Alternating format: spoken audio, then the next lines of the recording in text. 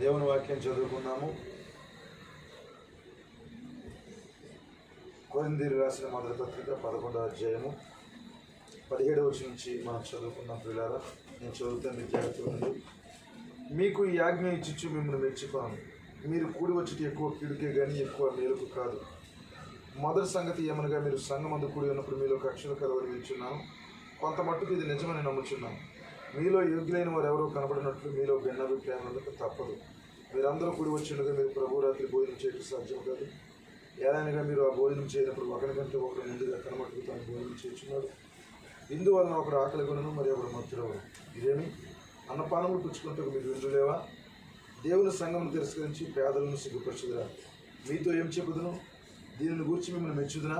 మెచ్చను. నేను మీకు అప్పగించిన దాన్ని ప్రభు వల్ల పొంది తిని, ప్రభు అయిన యేసు తాను అప్పగింపబడిన రాత్రి ఒక రొట్టెని ఎత్తుకొని కృతజ్ఞతాస్తుతులు చెల్లించి దానిని విడిచి, ఇది మీ కొరకైన నా శరీరము, నన్ను జ్ఞాపకం చేసుకున్నట్టుగా దీన్ని చేయడని చెప్పాను. ఆ ప్రకారమే భోజనమైన పిమ్మట ఆయన పాత్రను ఎత్తుకొని, ఈ పాత్ర నా రక్తం వల్ల కొత్త నిబంధన, మీరు దీనిలో త్రాగినప్పుడల్లా నన్ను జ్ఞాపకం చేసుకున్నట్టుగా దీన్ని చేయడని చెప్పాను.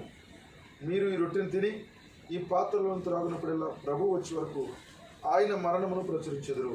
కాబట్టి ఎవడు అయోగ్యముగా ప్రభు యొక్క రొట్టెని తిననో లేక ఆయన పాత్రలో త్రాగును, వాడు ప్రభు యొక్క శరీరమును గూర్చి రక్తమును గూర్చి అపరాధేయుడు. కాబట్టి ప్రతి మనుషుడు తను పరీక్షించుకునవలను, అలాగూ చేసి ఆ రొట్టెని తిని ఆ పాత్రలను త్రాగవలను. ప్రభు శరీరం అని వివేచింపక తిని త్రాగువాడు తనకు శిక్షావిధి కలుగుటకే తిని త్రాగుచున్నాడు. ఇందువలన మీలో అనేకులు బలహీనలను రోగులై ఉన్నారు, చాలామంది నిద్రించున్నారు. అయితే మనలను మనమే విమర్శించుకునే ఎడల తీర్పు పొందకపోదుము. అలాగే మరొక లేఖనం మనం చదువుకుంటుగా ఆదికాండము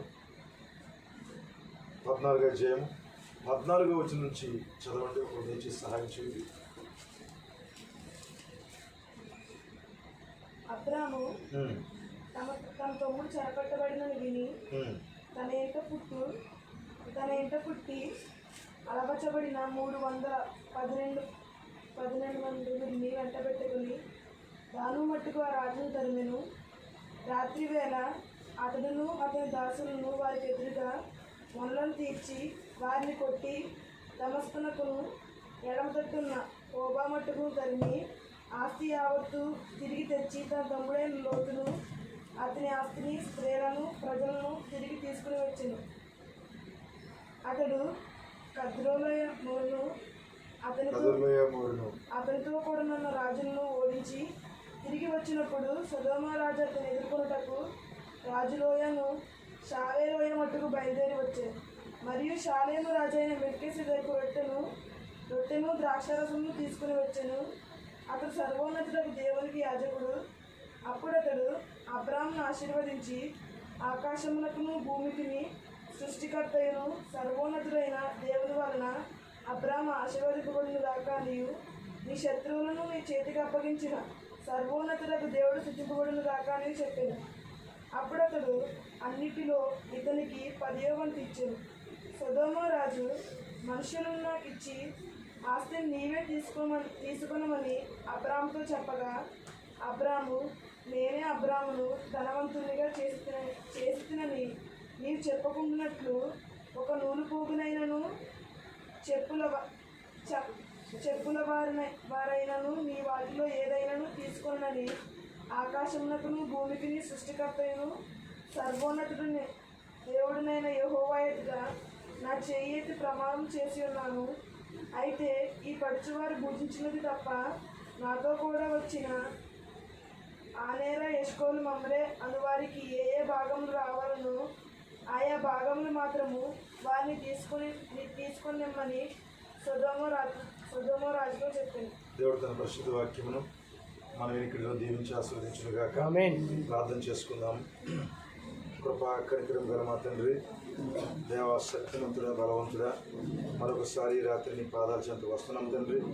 ప్రభువా, మీరు కృప చూపించమని ప్రార్థన చేస్తున్నాను, కనికరం చూపించమని ప్రార్థన చేస్తున్నాను. ప్రభువా, నీవు దేవా రంగం మీదకి వచ్చి మాట్లాడాలని బ్రతిమాలుకుంటున్నాను. ప్రభువా, మీకే స్తోత్రాలు చెల్లిస్తున్నాను తండ్రి. కృప చూపించు దేవా, నీకే స్తుతులు నాయన. ఇదిగో మా దోషములు మా అపరాధములు శరదులు ఒప్పుకున్నాం ప్రభువా. ఈ రాత్రి మాకు ప్రాయశ్చిత్తం కావాలి ప్రభువా. ఇదిగో మేము ఈ కృపా సింహాసనాన్ని సమీపిస్తున్నాం ప్రభువా. నీ కృపా సింహాసనం సమీపిస్తున్నాం. ఎందుకనగా మేము తీర్పు సింహాసనం ముందు నిలవబడలేం ప్రభువా. నీవే దేవా సహాయం చేయమని ప్రార్థన చేస్తున్నాం తండ్రి. ఉదయకాలం ఆరాధన అద్భుతంగా జరిగించేందుకు నీకు వందనాలు. ఈ రాత్రి కూడా ప్రభువా ఈ ప్రభరాత్రి భోజనంలో మాకు తోడుగుండి జరగబోయే కార్యక్రమం అంతటా ఆయన ఆశీర్వదించి దేవ మా మధ్యలో దిగి వచ్చి మమ్మల్ని నాయన మాతో మాట్లాడి బలపరచమని, మా ప్రతి బలహీనతలు తొలగించమని దేవ యోగ్యులుగా నువ్వే మార్చమని ప్రభువా. ఈ ప్రార్థన ప్రభు యేసుక్రీస్తు నామములో ప్రార్థించడుచున్నాం. ఆమేన్. దయచేసి కూర్చున్నాం కదా. రాత్రి చిన్న అంశాన్ని మనం ధ్యానిద్దాము. మరి బాగా డీప్ అయిన విషయాలేమి చెప్పుకునే సమయం కూడా కాదు ఇది. అయితే ప్రభురాత్రి భోజనం తీసుకుంటున్నప్పుడు కొన్ని సంగతులు మీతో మాట్లాడాలి. ఎవరు ప్రభురాత్రి భోజనాన్ని తీసుకోవడానికి అర్హులు? ఎందుకంటే నువ్వే కార్యం చేయాలన్న దానికి ఒక అర్హత.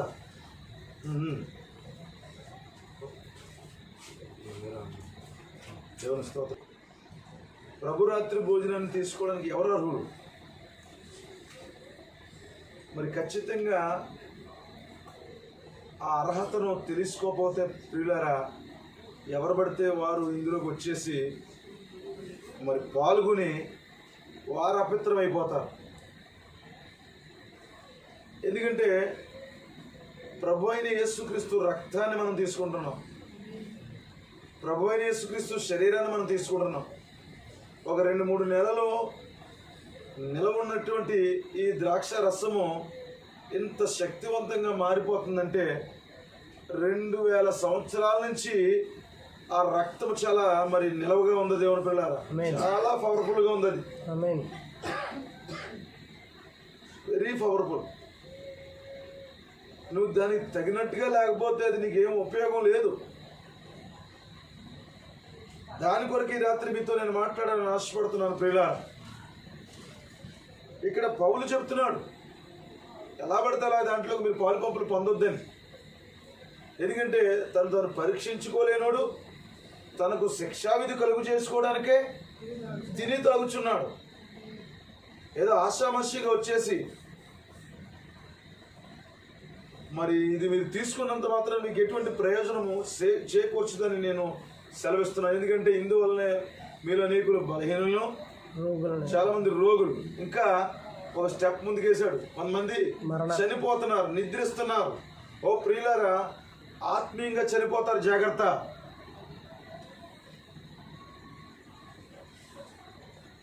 ఇది ఒక అలవాటుగా మార్చుకోకూడదు. అసలు ప్రభురాత్రి భోజనాన్ని పెద్ద పెద్ద ప్రసంగాలు ఏమి అవసరం లేదనుకుంటాను నేను. నిజమేనంటారా? ఎందుకంటే ప్రభురాత్రి భోజనానికి ఒక దీర్ఘ ప్రసంగం ఏమి అవసరం లేదు. చాలా చక్కగా నువ్వు సిద్ధపడి ఉంటే చాలా తక్కువ సమయంలోనే అయిపోయే కార్యక్రమం ఇది. కానీ చాలాసార్లు సంఘం ఏమవుతుందంటే ఈ ప్రభురాత్రి భోజనం తీసుకున్న కొద్ది సమయానికే వారు బలహీనులు అయిపోతున్నారు. ప్రియులారా, చాలా విచారించదగిన విషయం ఇది. ఎందుకంటే మనుషులకి దీని పట్ల సరైన అవగాహన లేని కారణం చేత మరి ఇట్లా అయిపోతున్నారు. వచ్చేస్తున్నారు, ధైర్యంగా తీసేసుకుంటున్నారు, మళ్ళీ వారి పాత స్వభావంతోనే వారు ఉండిపోతున్నారు. ప్రియులారా, పౌలు చాలా గట్టిగా హెచ్చరించాడు. కొరింథీ సంఘంతో చాలా గట్టిగా మాట్లాడాడు. ఈ ఆజ్ఞ ఇచ్చి మిమ్మల్ని మెచ్చుకొని అన్నాడు. ఎందుకంటే మీరు మరి కూడి వచ్చిన ఎక్కువ కీడుకే కానీ ఎక్కువ మేలు కాదన్నాడు. కొరింథీయులకు ఒక దిద్దుబాటు అనే పుస్తకాన్ని మీరు చదవండి ప్రియులారా. ఎందుకంటే వారి ఆ సంఘాన్ని దిద్దుతూ ఉంటాడు, అంత ఎక్కువ గద్దిస్తూ ఉండాలి. ఇప్పటికీ కూడా ఈ సంఘము, ఈ చివరికాల సంఘము అట్లాగే ఉందా? పసిపిల్లల మాదిరిగా ఉన్నారా మీరు? పాలుతో పెంచవలసి వస్తుందా మిమ్మల్ని? ఇంకా మరి సంఘమందు మీరు కూడి ఉన్నప్పుడు మీలో కక్షలు గలవని నేను వినుచున్నాను, కొంతమట్టికి ఇది నిజమని నమ్ముచున్నాను. ఈ ప్రసంగం ఇంకా కావాలంటారు సంఘానికి. నాకు తెలిసి కక్షలు లేవనుకున్నాను నేను. నిజమేనా? ఆమేన్. పైకి ఒకటే లోపల ఒకటే లేదనుకుంటున్నాను నేను. దేవుని స్తోత్రం కలుగునుగాక. అసలు నువ్వు ఎందుకు ప్రేమిస్తున్నావు? ప్రేమించడం వెనక నీ ఉద్దేశం ఏమిటి? What is your motive?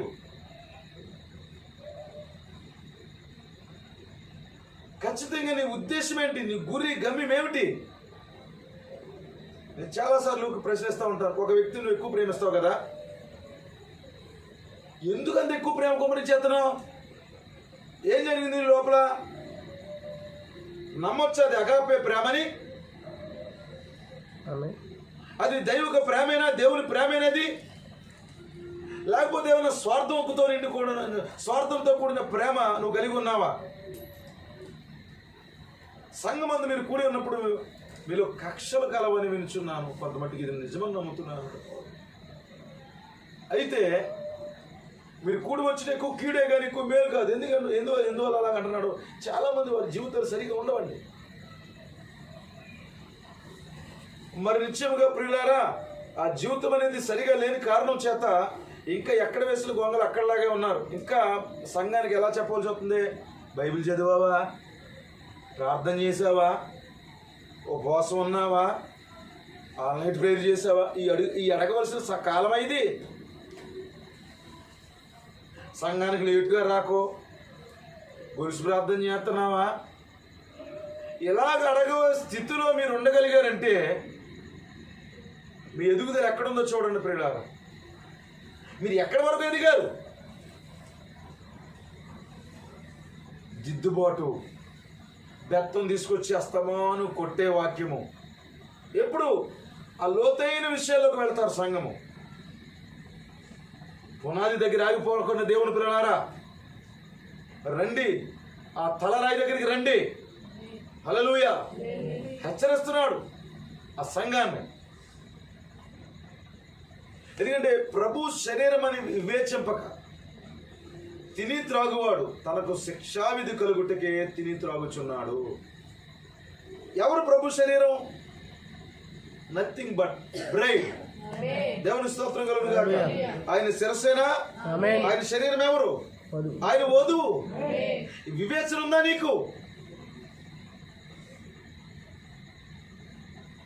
వివేచన లేకుండా కాలక్షేపం కొరకు వచ్చి ఒక రొట్టె ముక్క, చిన్న ద్రాక్షరసం చొక్క వేస్తారు. అందులో నేను కలిసిపోదాం, గుంపులో కలిసిపోదాం, పరిశుద్ధుని అయిపోతాను, పరిశుద్ధురాలను అయిపోతాను అనే పరిస్థితి వద్దు. కొన్ని పెద్ద సంఘాల్లో నుండి ఎవరు తీసుకున్నారో ఎవరు తీసుకోరో తెలదు, వాళ్ళు తప్పించుకుంటారు. చిన్న సంఘాల్లో ఎవరన్నా తీసుకోకపోతే ఎందుకు తీసుకోలేదు అర్థమైపోద్ది. దాని కారణం చేత ఫోన్లు అక్కడికి వెళ్ళిన తర్వాత కొంచెం బాధపడి సమర్పించుకుందాం, తీసుకోకుండా వెళ్ళిపోతే ఏంటి పరిస్థితి అన్నట్టు ఉంటారు కొంతమంది. మీరు మొహమాటం కొద్దీ ప్రభురాత్రి భోజనం తీసుకోకండి.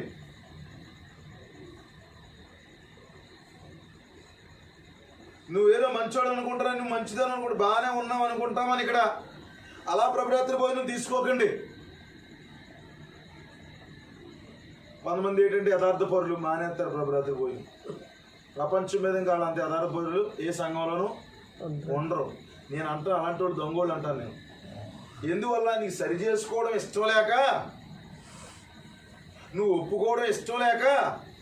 ఇప్పుడు ఎవరైనా రోగులుగా ఉండి బలహీనులుగా ఉండి సంఘానికి రాలేరనుకోండి, వాళ్ళ గురించి మనం అనుకోము.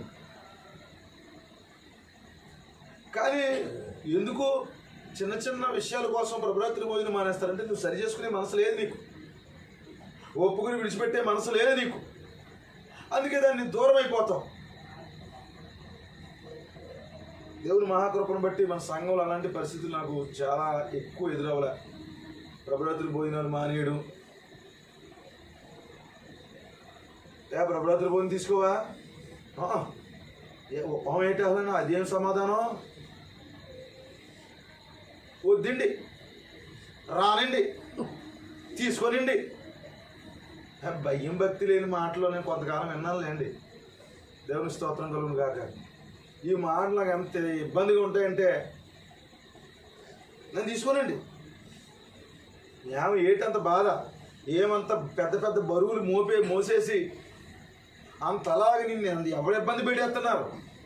కడుపులో నీళ్లు కదలకుండా భక్తి చేసుకోవడం చేతగాక ఊరికే మొగ్గలేస్తున్నాయి సంఘాలు. చూడండి, ఇక్కడ మనం లేఖనాన్ని చదువుకున్నాం. ఆది కాండము 14 అధ్యాయము మనం చదువుకున్నాం ప్రియులారా. ఈ 14 అధ్యాయంలో ఒక మంచి క్యారెక్టర్ని మనం అక్కడ చూస్తాం ప్రియులారా. ఆయన ఎవరంటే మెల్కీసెదెకు. ఏంటండి ఆయన? ఎవరైనా మెల్కీసెదెకు. ఈయన్ని మనం చూడబోతున్నాం దేవుని ప్రియులారా.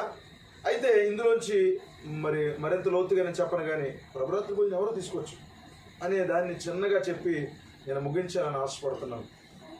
ఇప్పుడు నేను చెప్పినటువంటి ఆ లక్షణాలు, గుణలక్షణాలు కనుక నీ లోపల ఉంటే తీసుకో, లేవనుకుంటే సమర్పించుకో. మోకరించి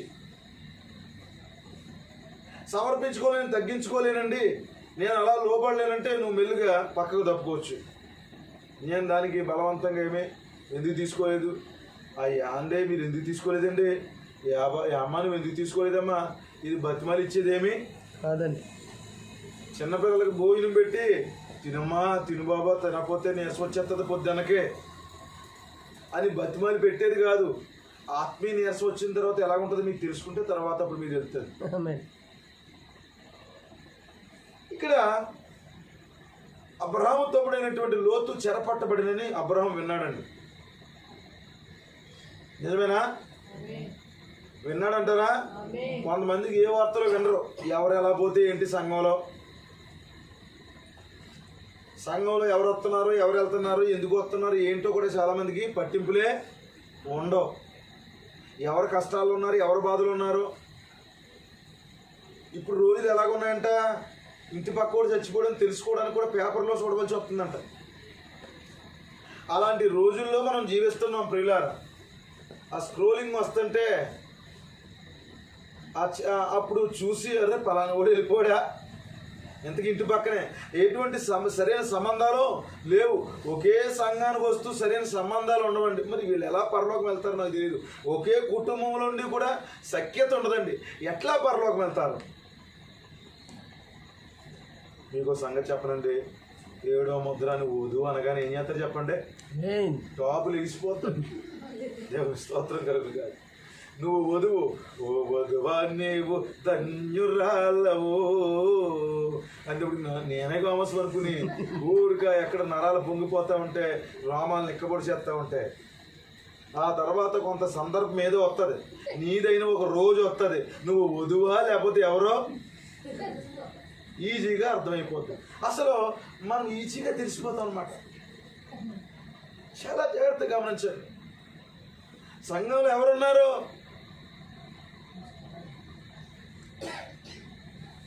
సహోదరులతో సహవాసం ఉండదు. నీకు ఎప్పుడు నీ పని, నీ కుటుంబం, నీ గొడవ, నీ అవసరాలు, అంతకు మించి నీకు అంత పెద్ద ఇంట్రెస్ట్ చూపించలేవు.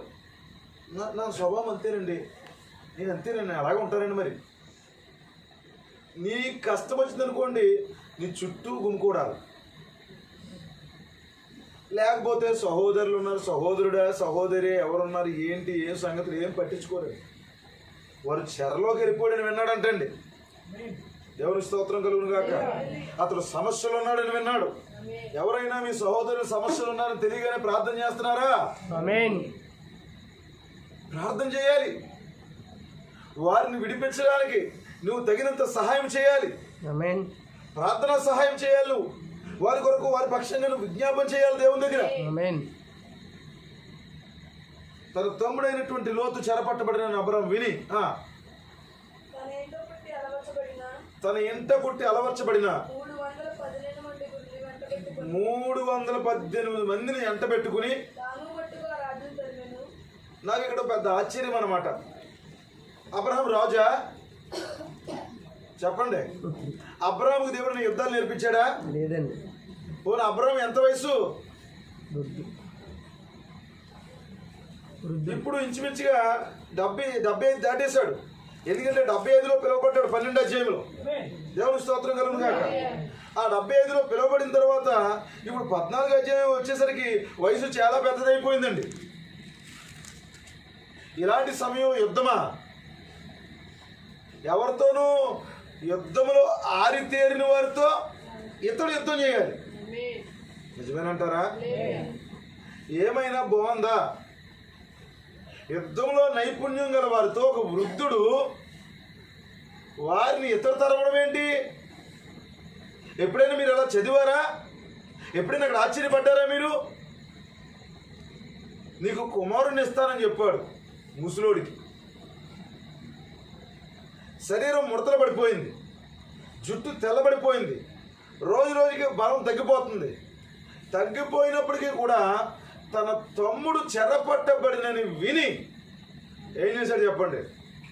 తన ఇంట పుట్టి అలవర్చబడిన 318 మంది తీసుకుని రాజులు తరవడం మొదలుపెట్టాడు. ప్రియమైన దేవుని పిల్లలు, నిజంగా మరి చూడండి, సంఘము చెరపట్టబడినని విని అపోస్తలుడైన పౌలు ఏం చేశాడు చెప్పండి?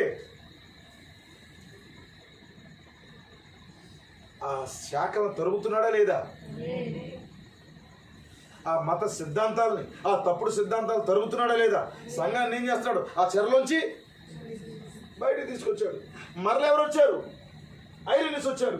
మరలా ఎవరు వచ్చాడు? మార్టిన్ వచ్చాడు. మరలా ఎవరు వచ్చాడు? కొలంబో వచ్చాడు. ఇప్పుడు మార్టిన్ లూథర్కి వచ్చేసరికి సంఘం ఎక్కడుంది?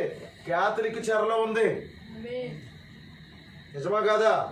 సంఘం ఎక్కడుంది అంటున్నారా?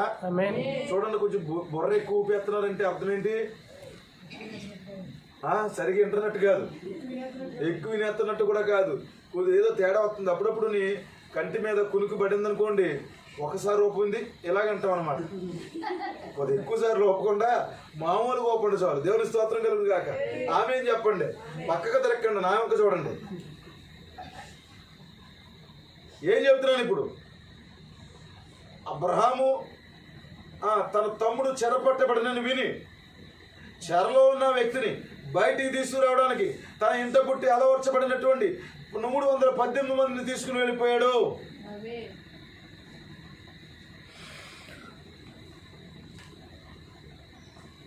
మరి నిత్యముగా ప్రతి కాలంలో అలాగే జరిగింది ప్రియులారా. అది మన కాలానికి తీసుకుంటే మరి పౌలు చెరలో ఉన్న సంఘాన్ని బయటికి తీసుకొచ్చాడు. ఐరినిస్, మార్టిన్, కొలంబా, లూథర్ దగ్గరికి వచ్చేసరికి ఇంకా సంఘం మరింత చెరలోకి వెళ్ళిపోయిందండి. బానిసలుగా బతుకుతున్నారండి. బైబిల్ కూడా బంధించబడిందండి. ఇప్పుడు నీతిమంతుడు విశ్వాస మూలముగా జీవించని ఒక వాక్యముతో అతడు ఆ వాక్య ఖడ్గముతో బయలుదేరి వెళ్ళి సంఘాన్ని ఏం చేశాడు? చెరలోంచి బయటికి తీసుకొచ్చాడు. మరలా సంఘం ఏమైంది? చెరలోకి వెళ్ళిపోయింది. మరలా పెంతెకొస్తు తండ్రులను తీసుకెళ్ళి సంఘాన్ని చెరలోంచి బయటికి తీసుకొచ్చాడు. మరలా ఇప్పుడు అబ్రహాం ఎలాగైతే తీసుకొచ్చాడు, ఇప్పుడు మరలా మన కాలంలో బ్రహ్నాము తీసుకొచ్చాడు. చెరలోకి వెళ్ళిపోయింది, చీకట్లోకి వెళ్ళిపోయింది. రాజులు తరుగుతున్నారు, రాజులు తీసుకెళ్ళిపోయారు. లోతు యొక్క ఆస్తిని, మరి చూడండి, లోతు దగ్గర ఉన్న స్త్రీలని అందరినీ తీసుకెళ్ళిపోయారండి, బానిసలుగా చేసేశారండి. అయితే ఈ వార్త ఎవరు విన్నారు? అబ్రహాం విన్నాడు. అబ్రహాం విని వెంటనే వెళ్ళాడు. ఈ వార్త మన కాలంలో ఎవరు విన్నాడు? బ్రహ్నాం విన్నాడు. హల్లెలూయా. బ్రహ్నాం విని ఆ సంఘాన్ని మరి క్యాథలిక్ యొక్క మరి బబులోని చెరలోంచి బయటికి తీసుకొచ్చాడు. యుద్ధం వచ్చి అబ్రహాంకి కట్టగలు ఎక్కడి? కత్తులు ఎన్ని ఏమీ తీసుకోలేదు కదండి. ఎందుకంటే అబ్రహాము యుద్ధం చేయిస్తాను నీ చేత ఆ పని చేయిస్తాను, ఈ పని చేస్తానని దేవుడేమి చెప్పలే. వాగ్దానం కుమారుడిని ఇస్తానన్నాడు. ఈ కుమారుడు పొందుకోవాలంటే శరీర మార్పు జరగాలి, కానీ కత్తి పట్టాలా? ముందు శారా నేను పలానా యుద్ధం నేర్చుకుని వస్తాను, కొంచెం కుస్తీ బట్టి వస్తాను, ఇలాంటివి ఏమి నేర్చుకోలేదండి అబ్రహాము. అబ్రహాము చిన్న వ్యవసాయదారుడు మాత్రమే. అయితే తన తమ్ముడు చెరపట్టబడిన విన్న తర్వాత ఇతడు మరి ఆటోమేటిక్గా యుద్ధవీరుడు అయిపోయాడు. దేవుని ప్రజలారా, సంఘం ఏదైనా బలహీనంగా ఉన్నప్పుడు సంఘంలో ఉన్న పరిశుద్ధులు ఆటోమేటిక్గా యుద్ధవీరులుగా మారాలి. ఆమేన్. ఎలాంటి యుద్ధం చేయాలి? మోకరించి మరి ప్రియమైన దేవుని ప్రజలారా, మోకరించి ప్రార్థనలో యుద్ధం చేయాలి శత్రువుతో. మరి నిత్యముగా ఆ అంధకార అధికారాన్ని మనం బంధించాలి. ఆకాశ మండలం మందు ఉన్నటువంటి దురాత్మ సమూహములతో మనం పోరాడాలి. అందరం ప్రార్థన చేస్తున్నారు. సంఘం అంతా ఒకలాగా ఉంటుందా? ఉండదు. సమ్ టైమ్స్ కొంతమంది ఏం చేస్తారంటే ఖాళీగా ఉండలేక చెరలోకి వెళ్ళిపోతూ ఉంటారు. నేను ఏదో చెరలోకి దెయ్యం తీసుకెళ్ళిపోద్ది. కొంతమంది సెల్ ఫోన్ చెరలోకి వెళ్ళిపోతారు. కొంతమంది సీరియల్ చెరలోకి వెళ్ళిపోతూ ఉంటారు. కొంతమంది రకరకాల చెరలు ఉంటాయి. ఏదో రకమైన చెర. ఇప్పుడు మరి మన మధ్యలో కొన్ని చెరలు జరుగుతున్నాయండి. ఆ చెరల్లోకి వెళ్ళిపోతూ ఉంటారు. రాజకీయ చెరలు నిజమేనా? కొంతమందికి మతం చెర. ఏదో చెరలోకి వెళ్ళిపోతూ ఉంటారండి. చెరలోకి వెళ్ళిపోయి బలహీనమైపోతూ ఉంటారండి. కొంతమంది భేదములనే చెరలోకి వెళ్ళిపోతూ ఉంటారు. ఎందుకు సహోదరుడు సంఘానికి వెళ్తావు లేదని అడిగితే ఆ సహోదరుడు చెప్పిన మాట ఏంటో చెప్పాను కదండి మీకు. నన్ను బొత్తిగా అక్కడ గుర్తించట్లేదు, నాకు ఒక పాట ఇవ్వట్లేదు, అందుకే వెళ్ళిపోతున్నాను. ఒక గుర్తింపు కావాలి. పాట కోసం పరలోకం పోగొట్టుకుంటాడా? చెరలోకి వెళ్ళిపోయాడు. సిద్ధాంతాల చెర, శాఖల చెరలోకి వెళ్ళిపోతున్నప్పుడు సంఘమా నువ్వేం చేయాలి? ప్రార్థన. అబ్రహాము వలె మేల్కో. వినగానే ఆ వార్త వినగానే నువ్వు మరి నీ మోకాళ్ళకి పని చెప్పు. ఆమేన్. ఇవన్నీ బోధనని చెప్పుకోవడానికి కొంతమంది చేయరండి. ఇక నేను చెప్తానండి. చెప్పి అమ్మయ్య అయిపోయింది, ఈ రోజుతో భలే జరిగిపోద్దాం అనుకుంటామా? నేను ఎక్కడున్నాను అక్కడే ఉన్నాను, కంగారు పడుకుని చూడు, పొద్దునకి అలాగే ఉంటాను. నేనేమీ కదలను. ఎందుకంటే కొన్ని వాచీలు ఏమవుతాయి చెప్పండి, ఆగిపోతాయి. చేతికి ఉంటాయి ఉన్నంత మట్టుకు. కొంతమంది వాచీలు పెట్టుకుంటారు, వాళ్ళు టైం చూస్తూ రాదు. నిజమే కదా? కానీ స్టైల్ కోసం వాచ్ పెట్టుకుంటారు. ఒకసారి ఒక ఆవిడ మాకు బాగా పరిచయమైన ఆవిడ వాచ్ పెట్టుకునేది. వాచ్ పెట్టుకున్నప్పుడు నేను అడిగి ఉండి అనమాట, నీకు టైం ఎంత అని అడిగి ఉండి. ఒరే నీకు తెలుసు కదా నాకు టైం రాదని, మామూలుగా పెట్టుకుంటున్నాను అంతే. కొంతమందికి టైం చూస్తూ రాదు. కొంతమంది ఆగిపోయిన వాచ్ పెట్టుకుంటారు, కొంతమంది తిరగేసి పెట్టుకుంటారు. రకరకాల విభిన్నమైనటువంటి స్టైల్ మనుషులు పాటిస్తూ ఉంటారు దేవుని పిల్లలారా. ఇప్పుడు ఆగిపోయిన వాచిని ఎప్పుడు చూసినా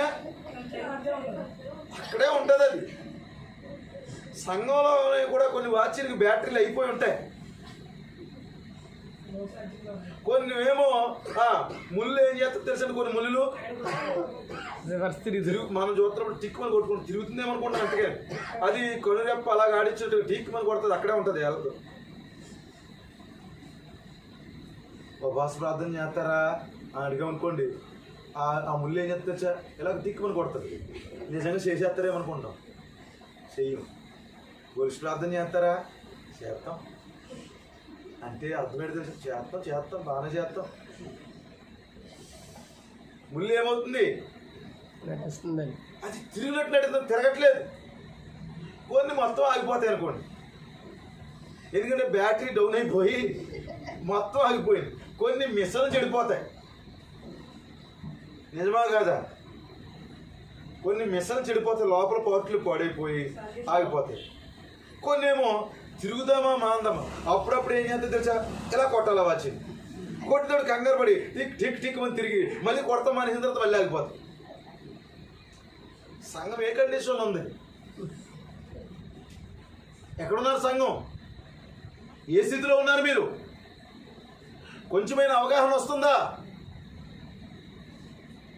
చెర్ర పట్టబడినని విని నేను అంటాను, ఎవరో చెర పట్టబడతాం కాదు, నువ్వే చెరలోకి వెళ్ళిపోతున్నా, నీ మీద నీకు ఆసక్తి ఉండలేదు. ఎవరో చెరలోకి వెళ్ళిపోయి వాళ్ళు నడిపించడం కాదు, నువ్వే కొన్ని చెరల్లో ఉంటాయి. ఎప్పుడు కొన్ని కట్లు కట్టుకోవడం నీకు బాగా అలవాటు అయిపోయింది, అలా బంధించేసుకుని ఇలా ఉండడం నీకు బాగా అలవాటు అయిపోయింది, చెరలో ఉండిపోవడం అలవాటు అయిపోయింది. చెరలో ఉన్నాడని తెలియగానే పౌలు వెళ్ళినాడు. మార్టిన్, ఐరెన్స్, కొలంబా, లోదర్, వెస్లీ, బ్రెన్హాం సంఘంతా చెరలోంచి బయటికి తీసుకొచ్చారు. ఇప్పుడు అబ్రహాం చెరలోంచి తీసుకొస్తాడు ఆ తమ్ముడిని. చదవండి. దాని మట్టుగా రాజును తరిమి రాత్రి వేళ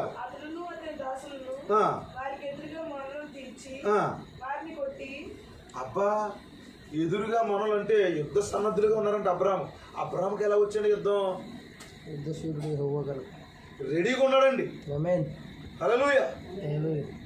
నిజంగా అందులో ఒక పెద్ద యోధుడు గాని వచ్చేది ఏం చేస్తాడు అబ్రాహాము? సిద్ధంగాను రెడీగాను ఉన్నాడండి. హల్లెలూయా. యుద్ధం యెహోవా అన్నట్టుగా ఉన్నాడు, రెడీగా ఉన్నాడు, మొనలు తీరాడు. అక్కడతో ఊరుకోలేదంటండి, కొట్టాడు, తరిమాడు, శత్రు మీద దెబ్బ వేశాడు. శత్రు చేత దెబ్బ తిని కూర్చోవట్లేదు. అర్థమైందండి? దెయ్యాన్ని మరి గాయపరచండి, దెయ్యాన్ని కొట్టండి. ఒకరినొకరు ఎందుకు గాయపరుచుకుంటారో నేను అడుగుతాను. ఒకరికొకరు సమాధానం లేకుండా ఎందుకుంటారు? దెయ్యాన్ని కొట్టకుండా నిన్ను నువ్వు కొట్టేసుకుని ఒకరినొకరు హింసించేది, ఒకరి మీద ఒకరు మరి దెప్పేసుకుని, ఈ దెప్పేసుకోవడం అనే విధానం సంఘంలో పోవాలండి. ఒక్కసారి కనుక నీకు తేడా వస్తే మొత్తం దెప్పేస్తాం. నిజమా కదా? ఏం జరిగిందో మొత్తం చిట్టా అంతా చదివేస్తాం మనం. ఇలాంటి విషయాలు మానేసి దెయ్యాన్ని గాయపరచండి, దెయ్యాన్ని కొట్టండి.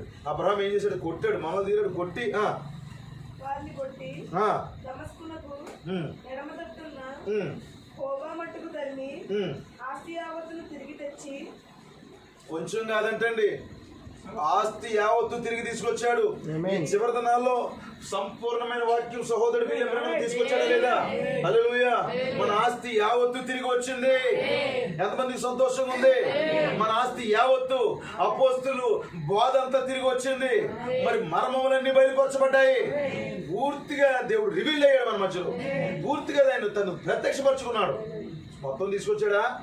ఆస్తి యావత్తు. లోదరు కొంచెం నీతీకరణ తీసుకొచ్చాడు, వెస్లీ శుద్ధీకరణ తీసుకొచ్చాడు, పెంతెకొస్తు వారు వరములు తీసుకొచ్చారు. కానీ బ్రన్హాం ఆస్తి యావత్తు తీసుకొచ్చాడు.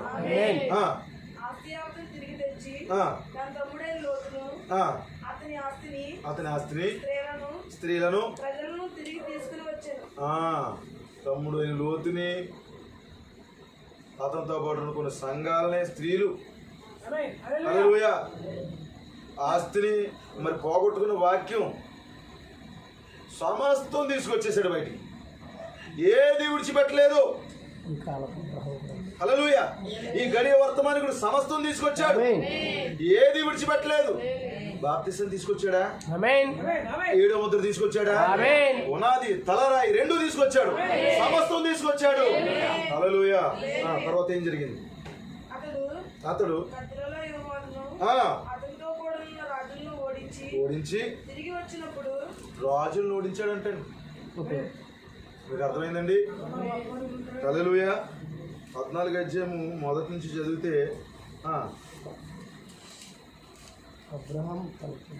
షేనారు రాజైన అమరపేలు, ఎల్లాసారు రాజైన ఆర్యోకు, ఏలాం రాజైన కదర్లయమును, గోయిలు రాజైన తేబాలు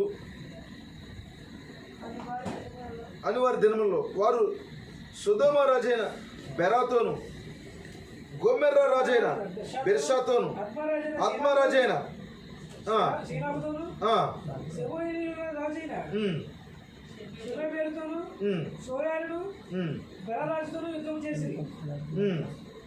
వీరందరూ ఉప్పు సముద్రమైన సిద్ధిము లోయలో యాగముగా కూడి 12 సంవత్సరములు కొదరలోయ యోవేరుకు లోబడి 13వ సంవత్సరం తిరుగుబాటు చేసి. దేవుని స్తోత్రం కలుగును గాక. హల్లెలూయా. క్రీస్తునందు ప్రియమైన దేవుని పిల్లలారా, ఇక్కడ మనం చూసినప్పుడు ఇతడు కొంతమంది రాజులతో పోరాటం చేశాడు. నిజమేనా? ఇప్పుడు ఈ చివరి కాలపు వర్తమానికుడు కొన్ని సంఘాలతో పోరాటం చేశాడా లేదా? చేశాడండి.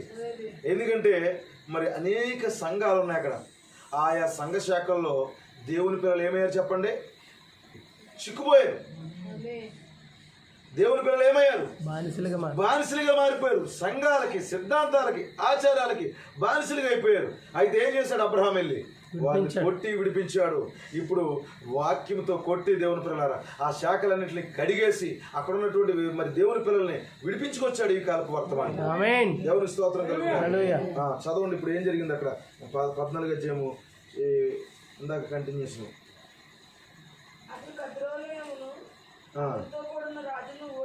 ఓడించి తిరిగి వచ్చినప్పుడు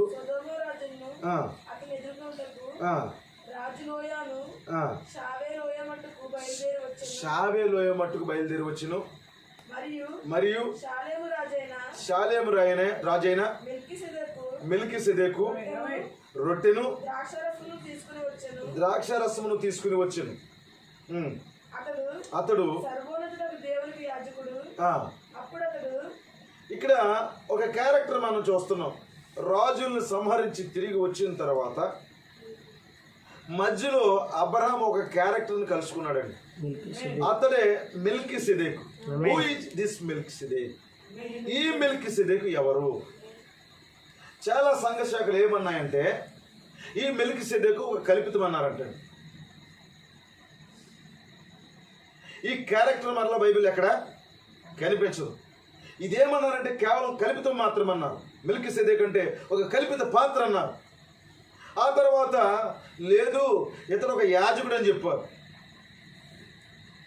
ఈ యాజకత్వం అనేది చెప్పుకోవడానికి కొద్దిగా బాగానే ఉంది, కానీ ఈ మెల్కీసెదెకు ఒక డిఫరెంట్ క్యారెక్టర్ అయి ఉన్నాడు.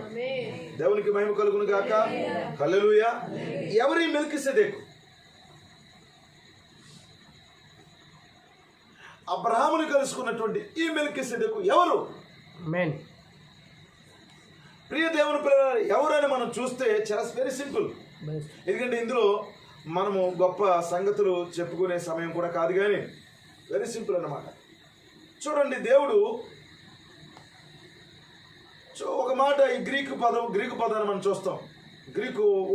గ్రీకు భాషలో ఒక పదం ఉంది. దాన్ని ఏమంటామంటే ఎన్మార్ఫీ. ఎన్మార్ఫీ అంటే తెర తొలగించబడ్డం, ముసుగు తీసివేయడం. సాధారణంగా ఒక విగ్రహాన్ని మరి ఆవిష్కరించే ముందు దానికి ఏముంటుంది చెప్పండి? ముసుగు ఉంటుంది. ముసుగు తొలగించిన తర్వాత అదేంటో అర్థమవుతుంది ప్రియులారా. ఈ మెల్కీసెదెకు ఎవరు? అబ్రహాము దగ్గరికి డినామినేషన్లో చాలా మందికి అర్థం కాదండి. అసలు రొట్టె ద్రాక్షారసం తీసుకొచ్చింది ఎవరికి ఇచ్చారో కూడా తెలియదు సంఘ శాఖల్లోని. అబ్రహాము మెల్కీసెదెకు ఇచ్చాడా, మెల్కీసెదెకు అబ్రహాముకి ఇచ్చాడా? చాలా మందికి తెలియదు ప్రియులారా. అయితే ఇక్కడ మనం చూసినప్పుడు ఈ రొట్టెను ఈ ద్రాక్షారసాన్ని పట్టుకుని ఎవరి దగ్గరికి వస్తున్నాడు? ఆ మెల్కీసెదెకు నేరుగా అబ్రహాము దగ్గరికి వస్తున్నాడు. ఎవరు అర్హులు దానికి?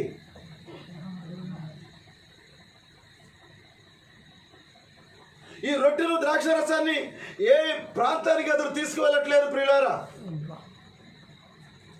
ఈ ప్రత్యక్షతను ఎవరి దగ్గరికి తీసుకెళ్ళట్లేదు, అతడు అబ్రహాము దగ్గరికి మాత్రమే తీసుకెళ్తున్నాడు. రైట్ పర్సన్ దగ్గరికి అది వస్తుంది. చాలా మంది రైట్ పర్సన్స్ రావట్లేదు ఈ యొక్క ప్రభురాత్రి భోజనంలోని. ఆయన శరీరంలో రక్తం తీసుకునే వాళ్ళు చాలా మంది రైట్ పర్సన్స్ ఉండట్లేదు ప్రియులారా. ఏమర్థమవుతుంది దేవుని ప్రియులారా? ఎవరైనా చూడండి, దేవుడు ఎన్మార్ఫీ అని ఆయన గురించి రాయబడింది. ఎన్మార్ఫీ అంటే తెర తొలగించబడ్డారు. విలియం బ్రన్నమ్ దగ్గరికి ఒక అతను వచ్చాడు. ఇదిగో నిన్ను ఒకసారి సరి చేయాలనుకుంటున్నాను, సమయం ఉంటే నేను చెప్పన్నాడు. ఏంటి, ఏం సరి చేయాలనుకుంటున్నాను, నాకు సమయం ఉంది, ఇప్పుడే చెప్పన్నాడు. ఏమీ కాదు, నువ్వు దేవుడు ఒక్కడే అంటున్నావు, ఆయన ముగ్గురుగా ఉంటే ఒక్కడని చెప్తున్నావు నువ్వు అని అడిగాడు. అప్పుడు ప్రవక్త చెప్తున్నాడు అనమాట ఆ సారాంశాన్ని. మరి దేవుడు ఎలా ముసుగు తెర తొలగించుకున్నాడు ఆయన చెప్తున్నాడు, ఎలా ముసుగే వేయబడ్డాడు.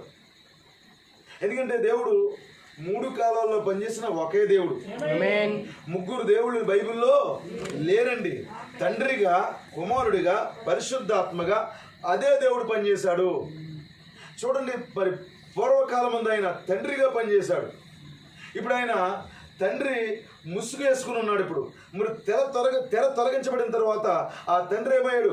కుమారుడిగా వచ్చాడు. మరలా తెర తొలగించబడిన తర్వాత మరలా ఆయన పరిశుద్ధాత్మగా మారాడు. ఎన్మార్ఫీ.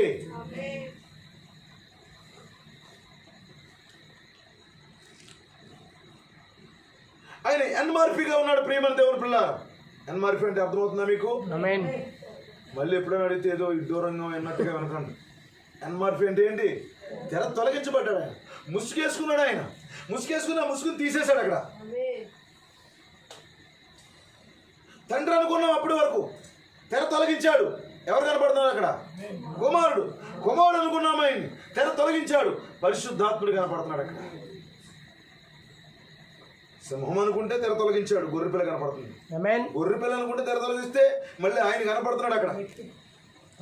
చూడండి, ఈ యొక్క మెల్కీసెదెకు ఒక వ్యక్తి అయి ఉన్నాడు. ఆయనకు ఒక వ్యక్తిత్వం ఉండాలి. వ్యక్తి అంటే సంఘంలో కానివ్వండి, బయట కానివ్వండి, చాలా మందికి కన్ఫ్యూజ్. ఎవరి దేవుడు చాలా మందికి అర్థం కాదండి. ఆయన తెర తొలగించుకున్న దేవుడే తప్పితే అనేక మంది దేవుళ్ళు కాదు. కానీ ఆయన లోపల అనేక గుణ లక్షణాలు ఉన్నాయి ప్రియులారా. దేవుని లోపల అనేకమైన గుణ లక్షణాలు ఉన్నాయి. తండ్రి అనే గుణ లక్షణం ఉంది, కుమారుడు అనే గుణ లక్షణం ఉంది. తండ్రిగా ఉండి ఆయన మనకు పైగా ఉన్నాడు, కుమారుడిగా ఉండి ఆయన మనతో ఉన్నాడు, పరిశుద్ధాత్మగా వచ్చి ఆయన మనలో ఉన్నాడు. ఎంతమంది దేవుళ్ళు? ఒక్కడే. నోవహు కాలంలో ఆయన మనకు పైగా ఉన్న దేవుడు.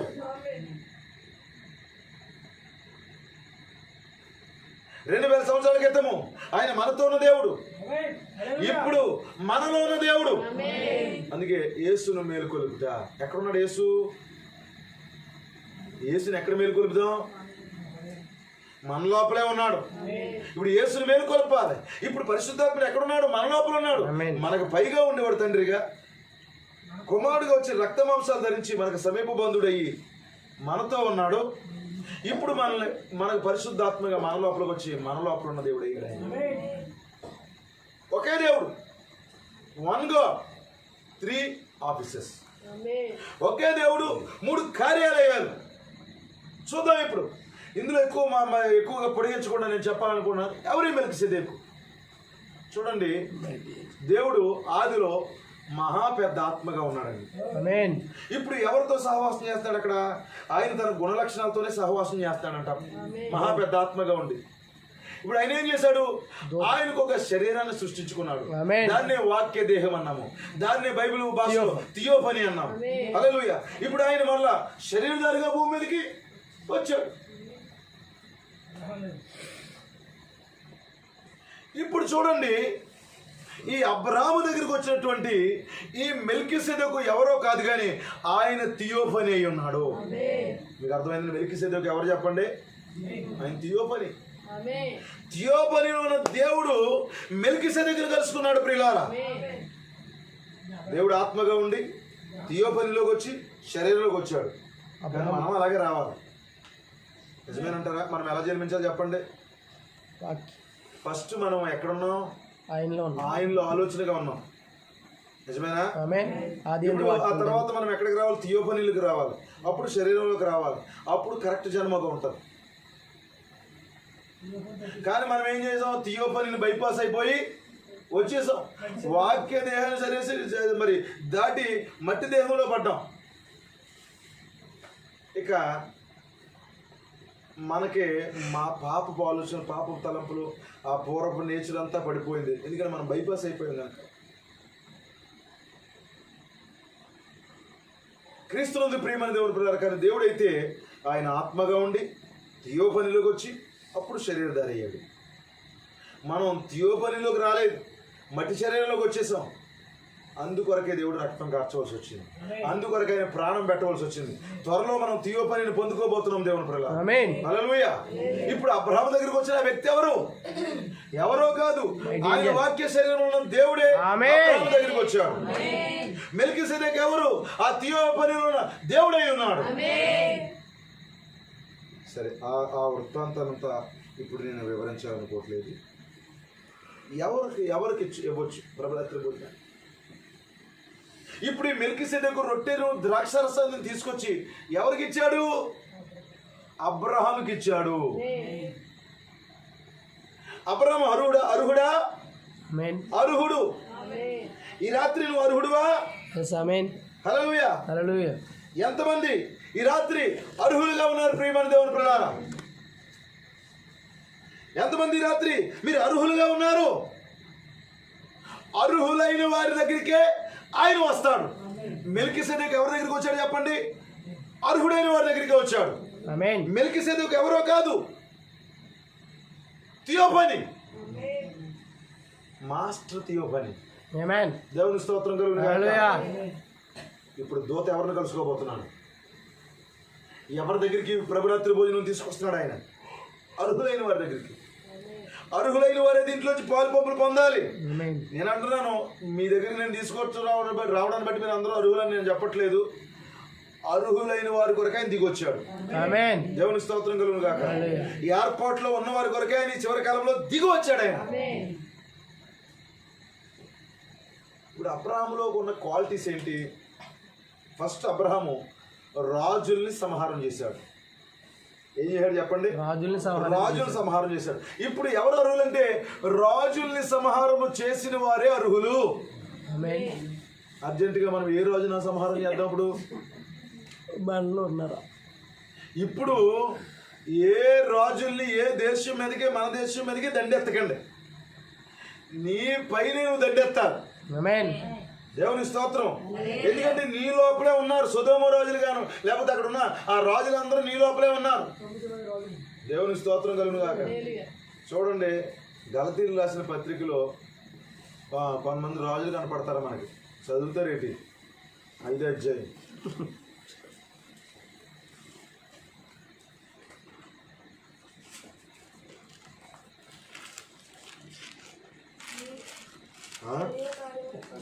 శరీర కార్యములు స్పష్టంగా ఉన్నాయి రాజులకు. చూడండి, మనలో ఉన్న రాజులు ఎవరో చూపుతున్నప్పుడు అవి ఏమనగా జారత్వము, అపవిత్రత, కామకత్వము, విగ్రహారాధన, అభిచారము, ద్వేషములు, కలహములు, మత్సరములు, క్రోధములు, కక్షలు, భేదములు, విమతములు, అసూయలు, మత్తతులు. ఎంతమంది రాజులు ఉన్నారు ఇందులో. కొన్ని వాటికి మనకు అర్థాలే. వింటున్నారమ్మా? ఒకసారి పూర్తిగా చెప్పాను. దేవుని స్తోత్రం కలుగును గాక. కొంతమందికి కొన్ని కొన్ని కొన్ని ఇందులో మనకు తెలియని పదాలు కూడా ఉన్నాయి. సరేలే, తెలియని పదాల కోసం ఎందుకులే, తెలిసిన పదాలు కొన్ని మాట్లాడతాను మీతో. ఏమున్నాయంట? రాజులు ఎవరంట? అబ్రహాం గారు ఎవరి దగ్గరికి వెళ్ళిపోయి రాజులు సంహారం చేశాడంట. మనం ఎవరిని సంహారం చేద్దారు రా బాబు అంటే, ఇదిగో రాజులు ఉన్నారు ఇక్కడ. ఎవరు అర్హులు? రాజుల్ని సంహారం చేసిన వారే అర్హులు. చదవండి అమ్మా.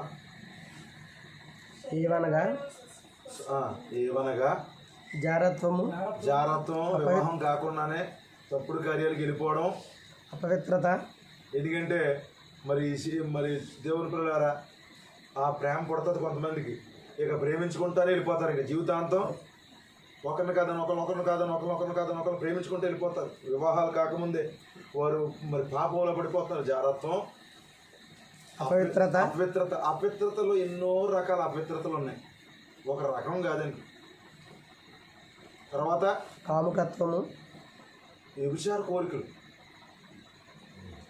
ఉండవలసిన దానికంటే ఎక్కువ కోరికలు విపరీతం అయిపోతాయి కొంతమంది జీవితాల్లో.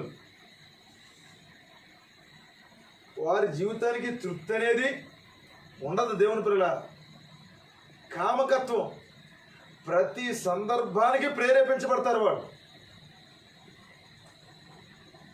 ఏ చిన్న విషయానికైనా వారు ప్రేరేపించబడతారు. వింటున్నారా?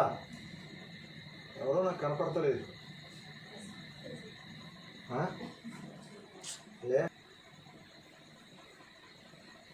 ఏంటంటే ఇక్కడ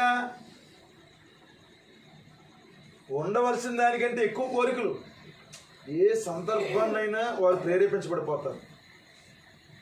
మరి చూడండి, దేవుడు ఒక పురుషుడికి ఒక స్త్రీని ఇచ్చాడు, ఒక స్త్రీకి ఒక పురుషుడిని ఇచ్చాడు. మరి స్త్రీకి జంతువులను ఇవ్వలేదు, పురుషునికి జంతువులను ఇవ్వలేదు. నిజమేనంటారా? కానీ జంతువుల్ని చూసి కూడా వారు ప్రేరేపించబడుతున్నారు. కామకత్వం. విగ్రహారాధన చేస్తున్నామా? మనం చెయ్యం కానీ చేస్తాం. కొంతమంది డబ్బుని ఆరాధన చేస్తూ ఉంటారు, కొంతమంది వస్తువులను ఆరాధన చేస్తూ ఉంటారు, కొంతమంది బట్టలను ఆరాధన చేస్తూ ఉంటారు, కొంతమంది మరి ఇంట్లో ఉన్నటువంటి సామాన్లని సెల్ ఫోన్ ఆరాధన చేస్తూ ఉంటారు. ఎందుకంటే వాళ్ళ డ్యూటీ అంతా ఏంటంటే తోవడం, కడగడం, కొత్త వస్తువులు తెచ్చుకుని పెట్టుకోవడం. ఏంటంటే వాటి మీద ఆరాధన. కొంతమంది సెల్ ఫోన్ని ఆరాధన చేస్తూ ఉంటారు, ఎందుకంటే ఎక్కువగా వాటిని మనం ప్రేమిస్తూ ఉంటాం. కొంతమంది చదువుని ఆరాధన చేస్తూ ఉంటారు. ఇవన్నీ ఏంటి? విగ్రహాలండి. విగ్రహాలు. ఇవన్నీ ఏం చెప్తున్నా చెప్పండి? విగ్రహాలండి. విగ్రహాలై ఉన్నవి. ఇప్పుడు సోమవారం ఒక సొక్కాయ, మంగళవారం ఒక సొక్కాయ. నువ్వు ఎన్ని సొక్కాయలు మాత్రమో తెలుస్తలేదు. రోజుకో సొక్కాయ తొడుక్కొస్తా ఉంటావు సంగతి. ఏ కూటమన్నా కొత్త బట్టలు కట్టుకోవాలి. ఆరాధన, బట్టల ఆరాధన. అది దేవుని స్తోత్రం కలుగును గాక. అది సందర్భం ఏదైనప్పటికీ కాదు, కనబడిన సొక్కాయ కానీ కనబడిన చీర కానీ మళ్ళీ కనపడకూడదు. అది మన స్పెషాలిటీ. ఆరాధన చేస్తాం. విగ్రహారాధన చేయకపోతే ఏం చేస్తున్నామా? కొంతమంది భోజనాన్ని ఆరాధన చేస్తూ ఉంటారు. వారి కొడిపే వారి దేవుడు. అది లేకపోయిందా ఎక్కదు. దేవుని స్తోత్రం కలుగును గాక. ఎందుకంటే మరి అది లేకపోతే ఇక ఎంత మాత్రం కొంచెం కూడా గొంతు దిగదనమాట. ఏం కూర? ఎందుకంటే ముందే కంగారు వచ్చేస్తుంది. ఏం కూర అని అడుగుతారు. ఏం కూర అనేటప్పటికి కూరగాయలు కానీ చెప్పాలి. అదేంటిది? రోజు బెండకాయలు ఉడతావు, రోజు వంకాయలు ఉడతావు, ఇంకేమీ లేవేటి? సహోదరి సహోదరుడా, నువ్వు భోజనానికి విపరీతంగా నువ్వు దానికి ప్రయారిటీ ఇస్తున్నావు, దాన్ని పూజిస్తున్నావు. నువ్వు జాగ్రత్త. విగ్రహారాధన. వీళ్ళు ఎవరో రాజులు. అభిచారము, ద్వేషములు. ఏంటంటే అవి ద్వేషములు. ద్వేషం ఉందా మనకి? ద్వేషం లేదు. పోనీ ప్రేమ ఉందా? ప్రేమ కనపడుతుంది. మరి ఏం చేద్దాం? ద్వేషించడం. నేను ఎక్కడ ద్వేషిస్తానండి బాబు? పాస్టర్ గారు భలే మాట్లాడుతున్నారు. నేనేం ద్వేషిస్తాను? వాళ్ళే ద్వేషిస్తారు. ఈ కంప్లైంట్లు అన్నింటిలో నీలో ఉన్నాయంటే నీకు పక్కాగా ద్వేషం ఉందని లెక్క. చాలా అర్థాలు వీటికి చెప్పాలి కానీ సమయం కాదు. చెప్పనా? కలహాలు. పచ్చగా ఉంటే కుదరదు. అక్కడ ఏదో ఒకటి తంటూ ఖచ్చితంగా పెట్టాలి. కలహాలు. ఒక ఇద్దరు సహోదరులు బాగున్నారు అనుకోండి, బాగా నచ్చకపోయేసరికి మెల్లిగా ఇద్దరిని పిలిచి ఒకరు తెలకుండా ఒకరికి ఏదో ఒక మాట మెల్లిగా ఎక్కిస్తూ ఉంటారు. అక్కడి నుంచి ఆ సహోదరులు దెబ్బలాడుకుంటూ ఉంటారు. కలహాలు, సిచ్చులు పెడతారు అక్కడ. కొంతమంది స్త్రీలు కంటండి పొయ్యిలో పొలాలు పెడతాం రాదంటండి, కానీ జీవితాల్లో పొలాలు పెట్టడం బాగా తెలుసండి. కొంతమంది పురుషులు తమ నాలుకను ఎలా భుజాల మీద వేసుకుని కడుపు ఉబ్బిపోద్ది, వెంటనే అది అక్కడ కక్కేది. ఇలాగా అక్కడ ఇక్కడ అక్కడిక్కడ చెప్పుకోపోతే a king and the tamarind drum అన్నమాట. మేము చదువుకున్నప్పుడు 10th క్లాస్ చదువుకున్నప్పుడు రాజుగారు కొమ్ములు ఉన్నాయని ఎవరో ఒకరికి చెప్పేది. ఆ బార్బర్ వెళ్ళి చింత చెట్టుకి చెప్తాడు. అయ్యా తర్వాత కాలంలో కొట్టి డ్రమ్ములు చేస్తే వాటి మీద శబ్దం చేస్తాడేమో. చింత చెట్టు ఏమంటుందంటే రాజుగారి కొమ్ములు ఉన్నాయాబో. కొంతమంది విషయం దాచుకోండి, చూద్దాం ఎంతమంది దాచుకుంటారు. చెప్పకూడదు కానీ పాస్టర్ చెప్పేస్తున్నాను. కడుపు బాగదు కదా. చాలా మందిలో పరిస్థితులు చూస్తూ ఉంటాం. ఊరిక కక్కేసుకోవాలి. అలా చెప్పకపోతే ఏదో తేడా వచ్చేస్తుంది, గరిబిలు వచ్చేస్తుంది. ఇంకా కిల్లే సోడా తాగినా తగ్గదు. ఎందుకంటే ఆ వామరుగు తాగినా తగ్గదు, డైజెన్ ట్యాబ్లెట్ వేసుకున్నా తగ్గదు, మరి డైజెషన్ కొరకు అరుగు తాగినా ఉబ్బిపోయింది. ఎందుకంటే విషయాలతో ఉబ్బిపోయిన కడుపు ఎక్కడ ఫ్రీ అవుతుంది. కొంతమంది జీవితాల్లో నాలుక అదుపులో పెట్టుకోరు, దోచుకోలేరు. వెంటనే ఎవరొకరికి చెప్పాలి. మెల్లిగా ఒకరిని తెచ్చుకుని అక్కడ కూర్చోబెట్టుకుని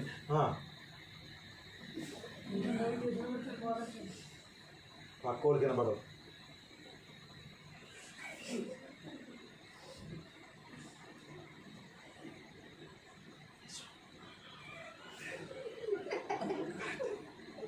వీళ్ళిద్దరూ మాట్లాడుకునేసరికి శుభ్రంగా పరిశుద్ధాత్మక ఎక్కడ ఎక్కడ ఉండబుద్ధి అవుతుంది నాకు. పరిశుద్ధాత్మ అక్కడి నుంచి ఎగిరిపోద్ది. జాగ్రత్తగా గమనించాను. దేవుని స్తోత్రం కలుగుతుంది. పర్వాలేదు. ఏమైంది చెప్పండి? కలహాలు. భార్యాభర్తలు ప్రేమగా ఉన్నారనుకోండి, వాళ్ళ కుటుంబం జాగ్రత్తగా ఉందనుకోండి, ఏదో పని ఉన్నట్టుగా రావడం. ఇంకో సంగతి తెలుసా? నువ్వేమనుకున్నావు? నీ భర్తని విపరీతంగా నమ్మేస్తున్నావు, మంచోడు ఏటాడు, చెప్తే ఏమన్నా అనుకుంటా, చెప్పలేదు ఇప్పుడు దాకా. నాకెందుకులే అమ్మా, చెప్పేసావు కదా, ఇంకేం చెప్పకపోవడం? పెట్టేసావు కదా అక్కడ, అక్కడ మండిపోతుంది కదా, ఇంకేంటి చేసేది? నేను చెప్పకూడదు అనుకున్నా, చెప్పేశాను. 100 మంది పక్కోళ్ళ రహస్యాలు అసలు దాచుకోలేదండి. నీ దాయాలి. నీ ఎవరికన్నా తెలిసిందా? నీ గురించి ఒక్క మాట బయటికి రావాలి, ఎలా చెలరేగిపోతావో, ఫైటింగ్లకి ఎలా దిగిపోతావో. అందరి విషయాలు మాత్రం నువ్వు మాట్లాడాలి. కొంతమంది పాస్టర్ గారి విషయాలు మాట్లాడుకోవడంలో ఎంత సంతోషంగా ఉంటారు. వారి కోసం, వారి పిల్లల కోసం. నీ పిల్లలు దాయాలి, నీ కుటుంబాన్ని దాయాలే పాస్టరు.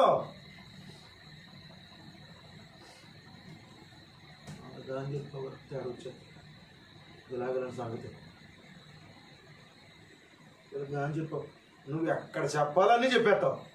నీ కుటుంబాన్ని మాత్రం చాలా భద్రంగా దాచిపెట్టాలి. కలహాలు.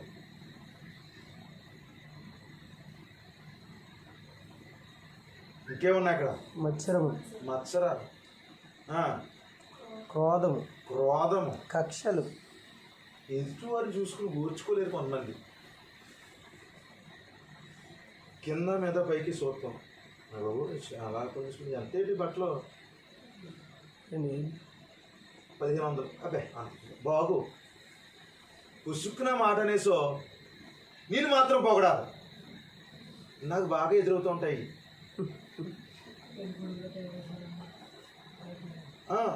పెళ్లి కొడుకులా తయారయ్యేటి. మరి నేను పెళ్లి కొడుకునే, నేను పెళ్లి కుమార్తెనే, నేను అలాగే తయారవుతాను. దేవుని స్తోత్రం కలుగును గాక. మొక్క మొలకలో తీసుకుని రావాలి, లేకపోతే నేను నీకేం అసలు యాక్ అనే కలర్లు వేసుకొస్తారు. కానీ వాళ్ళు మన కలర్ల గురించి చెప్తూ ఉంటారు. ఇది అసలు బాగుంది, ఇది వేస్ట్, ఇది అనవసరం. క్వాలిటీల గురించి లేకపోతే ఖరీదుల గురించి తెలిసినా నేను అలాగే సైలెంట్గా ఉంటాను. నేను పెద్దగా రెస్పాండ్ అవ్వను. ఒకవేళ నేను సంతోషిస్తూ ఉంటాను అన్నమాట. బట్టలు కట్టుకుంటే ఓర్చుకోలేకపోతే నా సంఘంలో అందరూ తక్కువ మంది ఉన్నా మంచి ఇన్సర్ట్లు చేసుకుని, మంచి బట్టలు కట్టుకుని, వారు వాచీలు పెట్టుకుని, పురుషులైతే సహోదరులు కూడా మంచి బట్టలు వేసుకోవాలని ఆలోచన ఉంటుంది. కొంతమంది ఓర్చుకోలేరు. ఇతరులు చూసి మచ్చలు పడిపోతూ ఉంటారు. వారి పిల్లలు చూసి మచ్చలు పడుతూ ఉంటారు. వారి కుటుంబాల కోసం కథల కింద మాట్లాడుకుంటూ ఉంటారు. నువ్వు ఎవరి గురించి ఎక్కువ మాట్లాడుకుంటున్నావు అంటే అది అలాంటి సందర్భాలు నీ ఇంట్లోకి వచ్చేస్తే జాగ్రత్త. మాట్లాడుకోవద్దు ఎవరో కూడా. ఇంకా కక్షలు, కక్షములు, భేదాలు. ఎవరి రాజు? భేదములు అనబడి ఒక రాజును జయించాలి మనం. మనకంటే బహు తక్కువడు, చిన్నోడు, కానీ పెద్దోడు కింద కనపడుతున్నాడు అంతే. వీడు వాళ్ళందరికంటే పెద్దోడు అంటే. భేదాలు అనేవి ఉండకూడదు. ఎంతమందికి భేదాలు లేవు? కళ్ళు మూసుకున్నాను. దేవుని స్తోత్రం కలుగును గాక. హల్లెలూయా. ఎంతమందికి భేదాలు లేవు? నేను చక్కగా యథార్థంగా ప్రేమించగలుగుతున్నాను. దేవునికి మహిమ కలుగును గాక. హల్లెలూయా. ఎంతమంది భేదాలు లేకుండా ఉండగలుగుతున్నారు? భేదాలు. ఇంకా విమతములు, అసూయ. నీకంటే కొంచెం వారు సంపాదించకూడదు, నీకంటే ఒక ఉన్నతమైన స్థానంలో ఉండకూడదు. మీకు తెలుసండి, కొంతమంది ఏం చేస్తారో తెలుసండి, వాళ్ళు మంచి అద్దాలు అవి కట్టుకున్నారనుకోండి, మంచి అద్దాలు ఉన్నాయనుకోండి, గుళ్ళు వచ్చేసి వెళ్ళిపోయి రాయి తీసుకుని అద్దం బద్దలు కూడా వెళ్ళిపోతారండి. చూసాను చాలామంది. అవునండి. బట్టలు ఆరేసుకున్నారనుకోండి, ఆ బట్టల మీద మురికి చల్లేసి వచ్చేస్తూ ఉంటారు. వారు ఏదైనా వస్తువు కొనుక్కున్నారనుకోండి, మెల్లిగా వెళ్ళి ఆ వస్తువుని అలా కనపడకుండా అలా ఇరిసేసి, అసూయ. పొలాల దగ్గర కనపడతాయండి అసూయలు. సరిగ్గా ఆ రైతుని వెళ్ళనిచ్చి దానికి ఇంకా అంతకంటే ఎక్కువ నీరు అక్కర్లొద్దు. ఏం చేస్తాడంటే గొట్టు తెంపేస్తారు. నీరు వెళ్ళిపోతే మొక్కలు ఓటెక్కిపోయి చచ్చిపోతాయండి. ఒకవేళ సరిగ్గా వాళ్ళు వెళ్ళేటప్పటికి ఆ గొట్టు కట్టేస్తారు, లేకపోతే మోటార్ కట్టేసి వచ్చేస్తారు.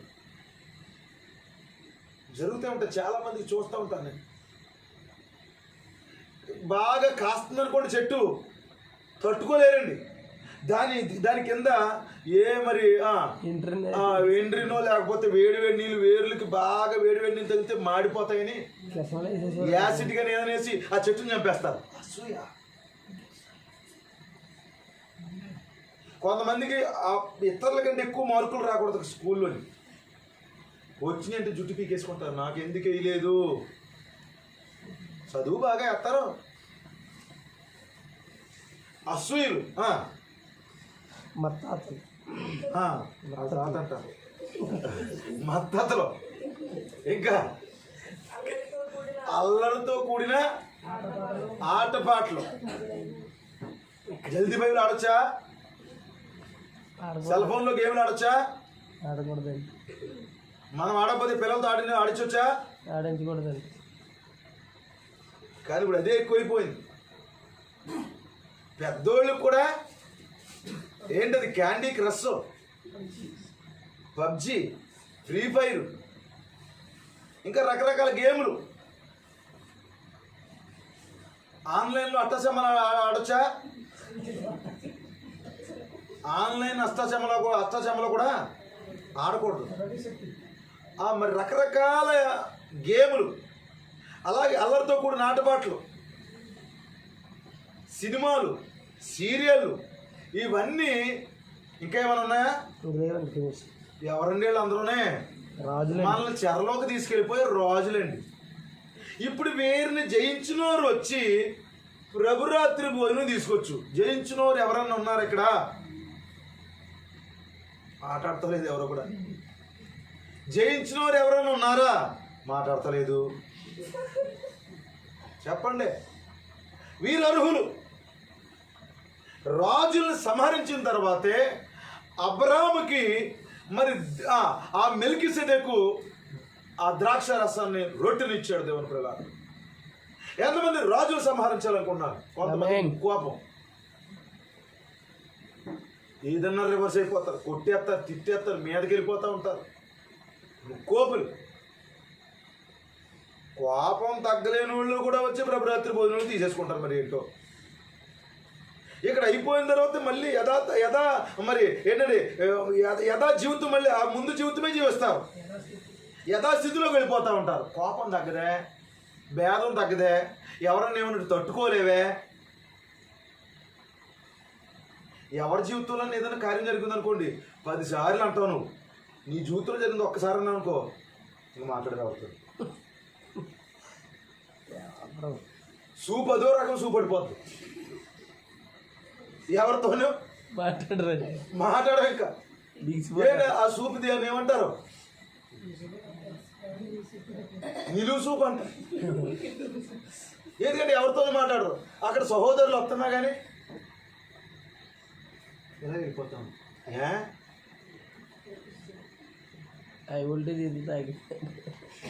పిల్లపెట్టి రాలిపోయి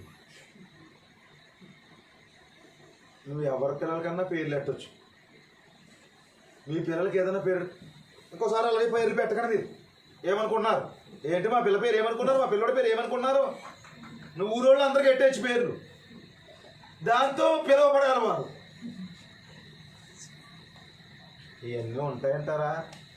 ఇదంతా ఎందుకంటే పాస్టర్ గారు ఎలా చెప్పి ఈ రాత్రి ఇలా మొదలెట్టారు మీరు ఏం చేద్దారు అనుకుంటున్నారు మమ్మల్ని? దేవుని స్తోత్రం కలుగును గాక. కొంతమంది ఎంతన్నా చేస్తూ ఉంటారు, వాళ్ళ దగ్గరికి వచ్చి తట్టుకోలేరు. అది మేము కొంత సహవాసంగా ఉన్నప్పుడు భలే భలే మాట్లాడతారు. అది తీసుకొచ్చి వారికి అప్పచెప్పాం అనుకోండి, అలాగున్నావే అలాగ అయిపోయావు, జాగ్రత్త, నీకు తట్టుకోలేవు, కోపం ఎక్కువ. చిల్లర దొంగతనం ఉంటాయి కొంతమంది, అర్థమైందా? చిల్లర దొంగతనాలు అంటే పక్కోళ్ళు వస్తువుని, కొంతమంది చెప్పులు దుబ్బేస్తూ ఉంటారు, కొంతమంది చీరలు దుబ్బేస్తూ ఉంటారు, నిజమా కాదా? కొంతమంది కొట్లు వస్తువులు దుబ్బేస్తూ ఉంటారు. ఏంటిది? చాలామంది వింటారు కనుక చెప్తున్నారు. దేవుని స్తోత్రం కలుగుడు గాక. హల్లెలూయా. నీ వస్తువు పెద్దగా రుచిగా ఉండదు, పక్కోళ్ళ వస్తువు తెచ్చుకుని తిరిగేటప్పుడు చాలా బాగుంటుంది. వెళ్తా ఉంటుంది, దారిలో ఏదో కనపడుతుంది, మెల్లిగా తీసుకొచ్చి బ్యాగ్లో పెట్టేస్తావు. ఒకసారి ఒక అతన్ని నేను బండి మీద వెళ్ళిపోతున్నాను, గడ్డి మోపు దింపేశాడు. ఆగు నాన్న ఆగు అన్నాడు. ఏడు బాబా, ఏ బాబా అన్నాడు. ఒకసారి సైకిల్ ఆపు అన్నాడు, ఆపాడు.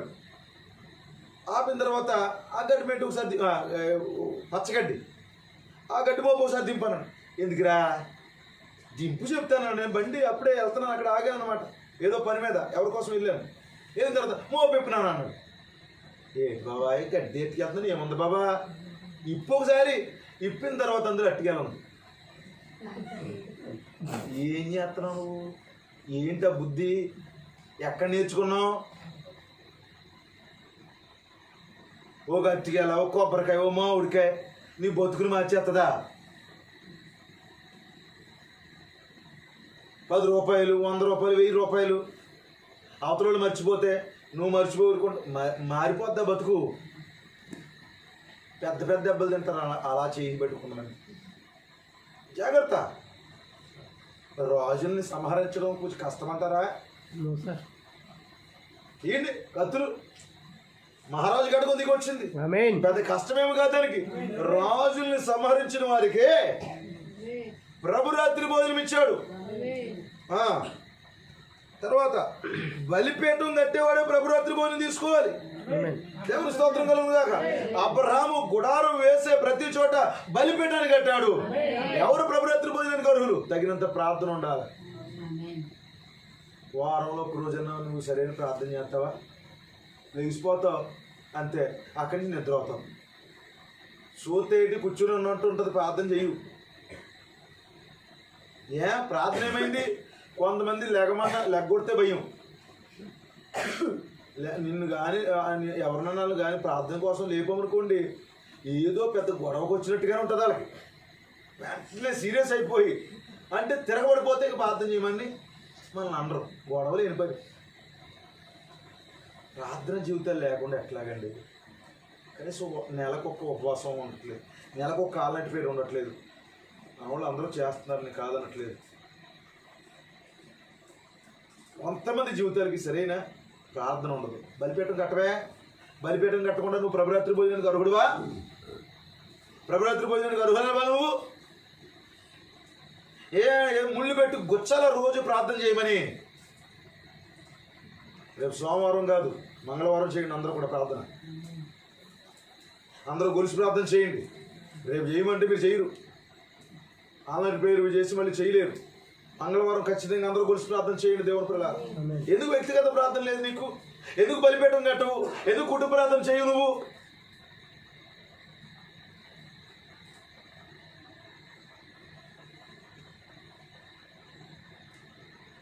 ఎంత లేట్ అయినా వాగ్దానం కొరకు ఎదురు చూసే వాళ్ళకే పరిచయం మరి ఈ ప్రభురాత్రి భోజనం.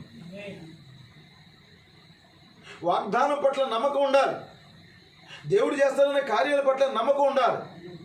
నువ్వెందుకు నిరాశపడిపోతా నాకు అర్థం కాదు. నీ భూమి మీదకి నేను వెళ్ళనా వద్దా? నేను వెళ్తున్నాను అని దేవుడికి అని చెప్పొచ్చేవాడు. నువ్వు నేను పంపించాడు ఆయన, శ్రద్ధ ఉంటాడు. ఊరు కానీ అగ్నిగుండంలో పడిపోయినట్టుగా చేసుకోక నీ జీవితాన్ని. నీ పట్ల శ్రద్ధ వహించేవాడు ఒక ఆయన ఉన్నాడు, ఆయనే పంపించాడు. ఆయన నీ కొరకు కార్యములు చేస్తాడు ఖచ్చితంగా. ఎవరు ప్రభరాత్రి భోజనం తీసుకోవాలి? దశమ భాగం కరెక్ట్గా చెల్లించేవారు ప్రభురాత్రి భోజనాన్ని తీసుకోవాలి. అబ్రహాము దశమ భాగం చెల్లించినాడా? ఆమేన్. ఆ మెల్కీసెదెకుకి దశమ భాగం ఇస్తున్నాడా? ఆమేన్. హల్లెలూయా. కోడ్స్ తీసి ఇప్పుడు చదవడం లేట్ అయిపోయింది. చాలా ప్రవక్త ఎలాంటి వారు ఎటువంటి ప్రభురాత్రి భోజనం తీసుకోవాలో చెప్పారు, చాలా కోర్స్ చెప్పారు. నేను అవన్నీ చెప్పండి, జనరల్గా మీతో నేను మాట్లాడుతున్నాను. ఎంతమందికి ఈ రాత్రి దశమ భాగం ఇచ్చే అలవాటు ఉంది? మన సంఘంలో అలాగే అగ్గొట్టే వాళ్ళు ఎవరు లేరు. కొంతమందికి తెలియకపోవచ్చు, మనకి ఎక్కువ మంది లేరులేండి. అయితే నేను మాట్లాడేది, నువ్వు దశమ భాగం చెల్లిస్తున్నావా దేవునికి? దశమ భాగం డబ్బులు తీసి అవి కొంటావు ఈ కొంటావు చేయకూడదని మనకు తెలుసు. చక్కగా అది సేవకునికి, నువ్వు ఎక్కడైతే వాక్యం వింటున్నావో అక్కడ నీ కాపరికి, నీ సొంత కాపరికి నువ్వు దశమ భాగం ఖచ్చితంగా చెల్లించగలగాలి. అబ్రహాం చెల్లించాడు, అబ్రహాం బలిపీఠం కట్టాడు. అబ్రహాము మరి ఆ జరగబోయేదానికో దేవుడు చెప్పిన మాట మీద నమ్మకం ఉంచాడు. అబ్రహాము రాజును సంహరించాడు. ప్రియమైన దేవుని పిల్లలారా, రాజును సంహరించు, దేవుని అతీతమైన కార్యాలు నమ్ము, బలిపీఠాన్ని కట్టు, అలాగే దశమ భాగం చెల్లించు. ఖచ్చితంగా నువ్వు ప్రభురాత్రి భోజనానికి అర్హురాలు. మనకు కాని దాని కొరకు లక్షలు ఖర్చు పెట్టి వేలు లాసిపోవడానికి ఇష్టపడతాం. కానీ నిజమేనంటారా? నేను చాలాసార్లు చెప్తాను, బైక్ కొనుక్కున్నాం. బైక్ కొనుక్కున్న తర్వాత ఎంత కడతావు డౌన్ పేమెంటు? 30,000 అనుకున్నాం. ఎందులోకి వెళ్ళిపోయింది? అది వడ్డీకి వెళ్ళిపోయింది. అసలు బాకీ లక్ష ఎంతో కట్టాలి. ఎవరికి ఇచ్చావు? 30,000 ఫైనాన్స్ వాడికి వడ్డీ డబ్బులు దశమ భాగం కంటే ఎక్కువ చెల్లించావు. ఆ తర్వాత ఇంకేమున్నాయి? పేపర్ ఛార్జీలు, డాక్యుమెంట్ ఛార్జెస్ ఉంటాయి. ఆ తర్వాత మరి నీ పేరెంట్ రిజిస్ట్రేషన్ అవ్వడానికి అన్నీ కలిపి ఒక 5,000 రూపాయలు ఖర్చు అవుతుంది. 5,000 రూపాయలు ఇచ్చేసావా? నీకు అంగారది, నీ ఉత్సాహం అది కొత్త బైక్ మీద తిరిగేయాలని. కొత్తదేదో కొనేసుకోవాలి, పెద్దోడు అయిపోవాలి ఫస్ట్. అది చూసుకుని ఎంతండి? 5,000 ఇచ్చేసావు. ఆ తర్వాత బండి తీసుకొచ్చినప్పుడు డెలివరీ చేస్తున్నప్పుడు అక్కడ డెలివరీ బాయ్కి కూడా ఎంతో కొంత ఇస్తావు. గేటు దగ్గర ఎవరు ఉంటారో అతనికి ఇస్తావు. మెల్లిగా బండిని తీసుకొచ్చావు. ఆ తర్వాత దానికి ఫుల్గా పెట్రోల్ కొట్టించావు. ఒక 500-1000 రూపాయలు పెట్రోల్ కొట్టించేది ఫుల్ ట్యాంక్ చేయించేసుకున్నావు ఫస్ట్ టైం. నెల వాయిదాలు కడతావు. వాయిదాలు కానీ లేట్ అయినంటే ఓడీలు వేస్తాడు. ఓడీలు కూడా గౌరవంగా మళ్ళీ అర్థమవుతుందా? ఎంతో విధేయతగా కడతావు. ప్రార్థన చేయించుకుంటాకు వచ్చినప్పుడు అప్పుడు ఉనికి వచ్చేస్తుందని, అప్పుడు గుర్తొస్తాయండి అప్పులని, అప్పుడు గుర్తొస్తాయండి బాధలని. అసలు ప్రార్థన చేయండి పాస్టర్ గారు, బొత్తిగా బాగోలేదు, నీకు బొత్తిగా బాగోకూడదు. ఇంకా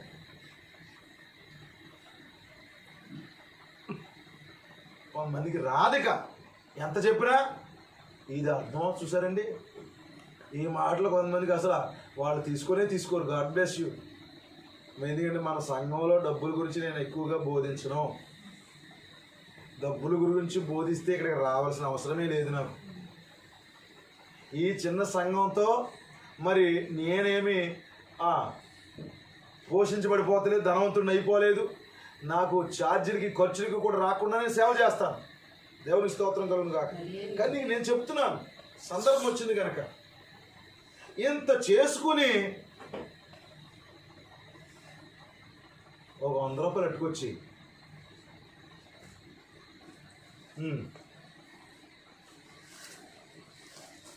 ప్రార్థన చేయండి పాస్టర్ గారు. హల్లెలూయా. అందుకే ఉన్నాడు పాస్టర్. ఎందుకు ఊరిక చేతులు ఎత్తి నిన్ను దీవించేస్తా ఉంటే, నిన్ను ఆశీర్వదించేస్తా ఉంటుంటే, వచ్చేస్తా ఉంటుంటే మంచివాడు. ఏమైంది? అర్థం చేయండి. ఏమైంది? బండి కొనుక్కోవడం చాలా వచ్చింది. ఇప్పుడు ఏది తీసుకున్నాడండి ఫైనాన్స్ వాడు, మన 5,000 కాగితాల ఛార్జీలు, డాక్యుమెంట్ ఛార్జీలు అంటండి. మళ్ళీ అక్కడ ఉడికి ఇవ్వాలంటే ఇంటికి ఇవ్వాలంటే అండి అందరికి ఇచ్చుకుంటూ వచ్చావు, నువ్వు ఇవ్వాల్సినోడికి ఇవ్వవు. అక్కడికి వచ్చేటప్పటికి అప్పులు బాధలు నీ పాత అప్పులు కొత్త అప్పులు అన్నీ కనబడిపోయి గోతద్దంలో చూసేసుకుని నా ఎంత పేదోడు పేదరాలు ప్రపంచంలో ఎవరు లేరని ఇదిలా వెనక్కి పాపం పెరాలసిస్ వచ్చేది ఆ చెయ్యి ఇచ్చేది చేతులు జాగ్రత్త. ఎవరు ప్రభురాత్రి భోజనం తీసుకోవడానికి అర్హులు?